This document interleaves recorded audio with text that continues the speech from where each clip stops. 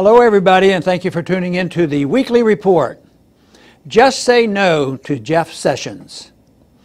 Attorney General Jeff Sessions kicked off the new year by reversing the Obama-era guidance for federal prosecutors to limit their enforcement of federal marijuana laws in states that have legalized marijuana for medical or recreational use.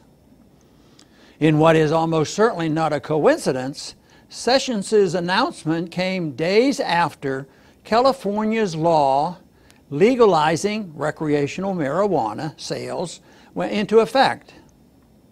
Sessions' action thus runs counter to the wishes of the majority of the people in the most populous U.S. state, as well as the people of the 28 other states and D.C. that have legalized some form of marijuana use. Federal laws criminalizing marijuana and other drugs have failed to reduce drug use. However, they have succeeded in giving power-hungry politicians and bureaucrats what was, before 9/11, the go-to justification for violating our civil liberties. The federal war on marijuana has also wasted billions of taxpayers' dollars. Far from reducing crime, outlawing drugs causes crime by ensuring criminals will control the market for drugs. Outlawing drugs also provides incentives for drug dealers to increase the potency and thus the danger of drugs, as higher potency produce take up less space and are thus easier to conceal from law enforcement. The U.S. Constitution does not give the federal government any authority to criminalize marijuana. Thus, the question of whether marijuana is legal is one of the many issues reserved to the states under the 10th Amendment. If the Constitution gives Congress the power to ban marijuana, then why was it necessary to amend the Constitution to give Congress the power to ban alcohol?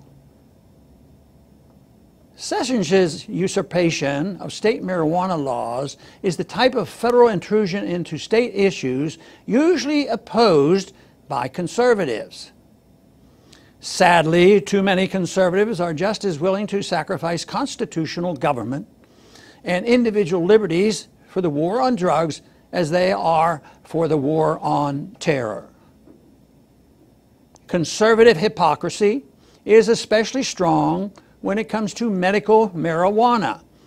Many Americans have used medical marijuana for conditions such as cancer and glaucoma.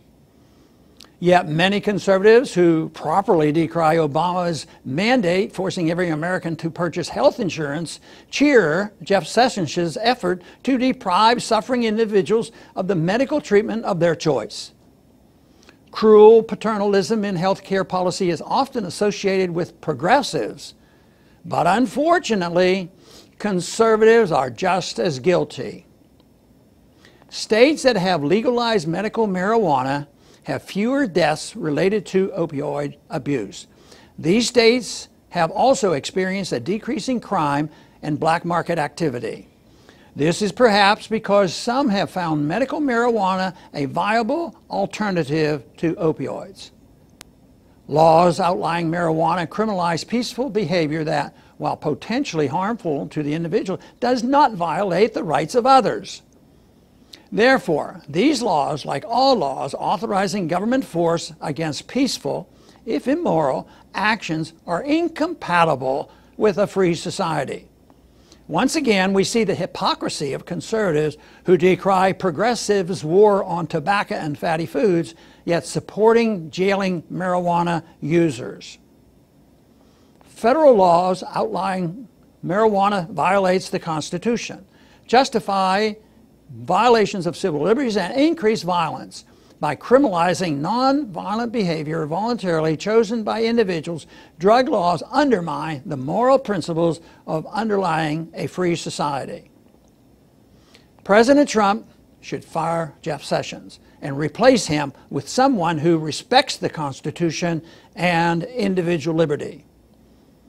Also, officials from states with legal, medical, or recreational marijuana should refuse to cooperate with those tasked with enforcing federal marijuana laws. If President Trump and state officials stand up for liberty, the people will join them in saying no to Jeff Sessions.